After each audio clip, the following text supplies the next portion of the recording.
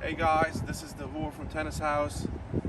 I'm so happy to be out here on a sunny day and explain to you guys the backhand, the two-handed backhand from scratch. So I will go through the 7 checkpoints, the grip, the unit turn, the loading phase, the acceleration phase, the contact point, the follow through, and the finish. And I use today the two-hander. And the first video we shot on the forehand side was a huge success, so I hope you guys are gonna enjoy this one. And as always, please subscribe to our channel if you like what we do, and click the notification buttons on so you're the first to get when we post new videos. So the take back on the backhand.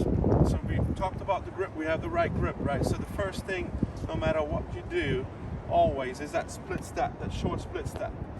On the take back, as on the forehand, you want to keep the arms nice and out in front of you, because when you turn later on and the arms are out, most likely when you're setting up for your shots, you're going to have a good distance under the armpits and you're going to start to pull from the left side. Problem is, too many players keep the arms here, they turn, and then I call it T-Rex arms, or however you call it, you're going to have the elbows too close. And what that does is when you turn, you're going to have a lot of angular momentum and you cannot control the ball, you cannot put so much topspin on there.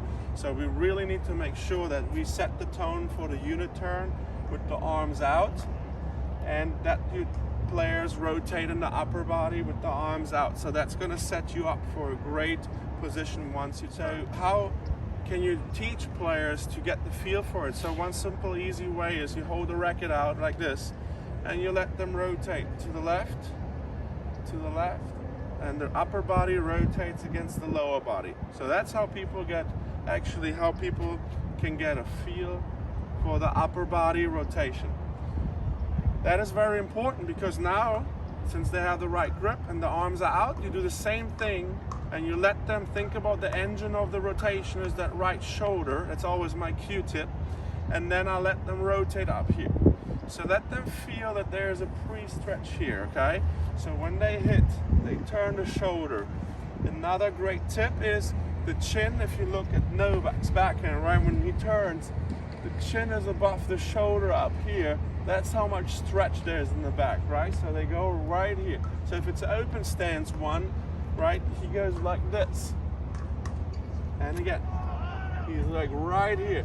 So he looks over his shoulder, and the chin is above the shoulder. It's a cue where you can see you're loading really good. So now, let's say a regular ball's coming, you go out, you turn here, and in that turn, make sure your left elbow is a tiny bit bent, because later on when you hit, you need to extend it, right? So you cannot, I tell my players, there's no power if you have both arms extend.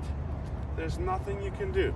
I know I should not use it probably, but when you hit someone, you can't do any damage if you have a straight arm. If you have a bent arm and you go, that's going to be more efficient. So now, on the turn, the left arm is a tiny bit bent, and the right arm is straight. The strings point somehow to the side or side forward a little bit. So that's a great position, because later on, when the ball comes, you're sideways or you're open, doesn't matter. Let's talk about the regular shot where you have time. So you're closing your stance.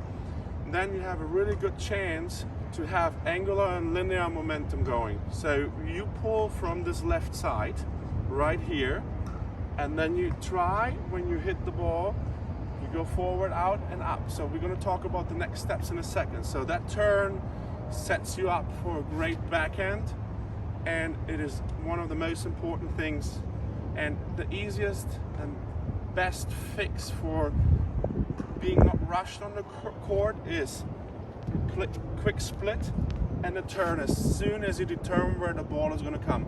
That's why you never see a Rafa or Novak or Roger late, because they split, they see the balls come to the backhand, and they're turned, they're ready.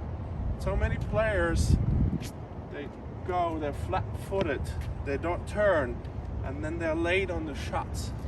And that's one of the key factors why players don't have a good backhand, and it's the easiest fix.